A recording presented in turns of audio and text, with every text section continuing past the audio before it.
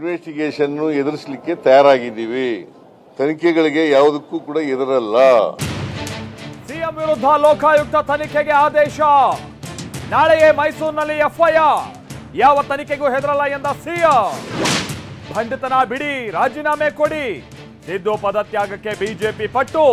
FIR ಆದರೂ resign ಇಲ್ವೇ ಇಲ್ಲ ಎಂದ ಕಾಂಗ್ರೆಸ್. ಕಾನೂನು ಸಮರಕ್ಕೆ ಮುಖ್ಯಮಂತ್ರಿ ಸಜ್ಜು. ನಾಳೆ ಹೈಕೋರ್ಟ್ನಲ್ಲಿ ಮೇಲ್ಮನವಿಗೆ ಸಿದ್ಧತೆ. ಸಂಕಷ್ಟದಲ್ಲಿರೋ ಸಿಎಂಗೆ ಅಹಿಂದ ಬಲ.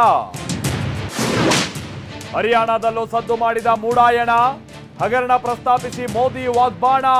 ಕೃಷಿ ಕಾಯ್ದೆ ಬಗ್ಗೆ ಮಾತಾಡಿ ಕಂಗೆಟ್ಟ ಕಂಗನ. ಆರೋಪಿ ಮುನ್ರತ್ನಗೆ ಎಸ್ಐಟಿ ಗ್ರಿಲ್. ಆರೋಪವೆಲ್ಲ ಸುಳ್ಳು ಎಂದ ಶಾಸಕ. ಮುನಿಗೆ ಕಂಟಕ ತರುತ್ತಾ 500 ಕೋಟಿ ಹಗರಣದ ಆರೋಪ.